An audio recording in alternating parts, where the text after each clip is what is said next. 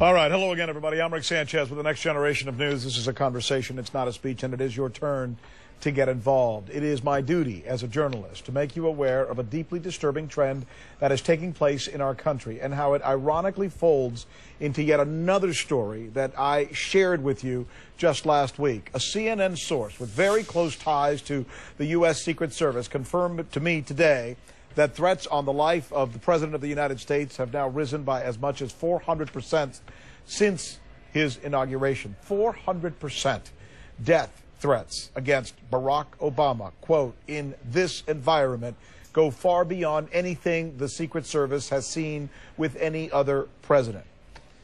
Now, I need to have you keep in mind today, as we add details to this story, of what we're going to share with you here. I want to take you back 11 days ago when Mr. Obama visited Phoenix, Arizona. Do you remember this man? He's one of a dozen or so people who carried guns to that presidential event that we've been checking on. You may remember that we heard him say on camera that he's prepared to resort to forceful resistance against the Obama administration. Now, today, I want to tell you about the church that that man attends. And in particular, I'm going to play for you parts of the sermon that were delivered from the pulpit on the very day before the president arrived in Phoenix, Arizona. This is important. This, my friends, I believe you'll agree, is chilling. Tonight I want to preach this sermon, and you know, you've probably never heard a sermon like this before. Actually, you probably have if you've been coming to church here for a while. But you know what? Here's my sermon. Why I hate Barack Obama. That's my sermon tonight. Because, you know, Barack Obama's coming to town tomorrow morning. Barack Obama is coming to town. And he's going to be here tomorrow morning. Who knew that he was coming to town? I didn't know. I just found out recently. You know, with this health care and everything like this. And I'm going to tell you something. I hate Barack Obama. You say, well, you just mean you don't like what he stands for. No, I hate the person. No, wait, you mean you just don't like his policy. No, I hate him. There is more, and it is much worse. First, I want you to know the voice you heard there was that of Pastor Stephen Anderson of the Faithful Word Baptist Church in Tempe, Arizona. On the day before the president's visit, Mr. Anderson told his parishioners that he hates Barack Obama and wants him dead. This is Anderson from the pulpit saying the president deserves to die for supporting abortion rights. That is what he means when he uses the word violence. All right, here's some more. What goes around comes around. You love violence. You hate that which is right. You love to harm others. You love to hurt or kill the unborn or the innocent or the righteous. He's saying God is going to bring that upon your own head, because whatsoever a man soweth, that shall he also reap. Now turn back to Psalm 58 and let me ask you this question. Why should Barack Obama melt like a snail? Why should Barack Obama die like the untimely birth of a woman? Why should his children be fatherless and his wife a widow, as we read in this passage? Well, I'll tell you why. Because since Barack Obama thinks it's okay to use a salty solution, right, to abort the unborn, because that's how abortions are done, my friend, using salt. And I'd like to see Barack Obama melt like a snail tonight. Joining me now from New York, a man who used to work for the U.S. Secret Service. He is Scott Alswang. He personally guarded Presidents Ronald Reagan and George Herbert Walker Bush. Thank you, sir, for being with us. Thank you, Rick. We're also going to be joined by Mike Brooks, who's standing right here next to me, who's been digging down on this story. Mike, thank you for being here.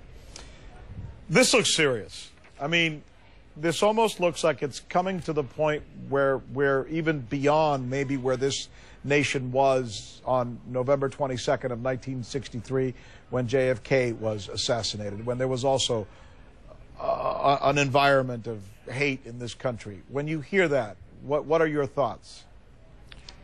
Well, I'm confident that my former organization, the Secret Service, is doing everything they can to keep the president and his family safe. There are a lot of people that like attention in these cases. What about this case? Do you know if the Secret Service has knocked on this pastor's door? Should they be knocking on this pastor's door? I am confident that they have already knocked on his door, that through counterpart means in local and state and federal authorities, that this has come to be explained to, and for the media to bring it out. I definitely think that it's come to their attention. Mike, you going to add something to that? No, I've been talking to some folks, and he has been interviewed by the U.S. Secret Service. But he walks the fine line, and Scott, you'll agree with me. I was with the Metropolitan Police and worked on all the presidential and vice presidential details when I was there for 26 years. And I can tell you, we used to run into people like this all the time who knew how to walk that fine line without making a direct threat. Let me stop you. And that's why they didn't arrest him. Well, hold on a minute. Here's Statute 18, U.S. Code Section 871. We looked it up today about threatening the President of the United States. It's against the law to do so, as I'm sure you both know, and I'm just recently becoming expert on. Let me read you the quote. Whoever knowingly and willfully threatens to take the life of, to kidnap, or to inflict bodily harm upon the President of the United States. That's the way we were able to decipher those words. It sounds like both of you are saying that this man directly is not doing that. Is that right, Mr. Allswang?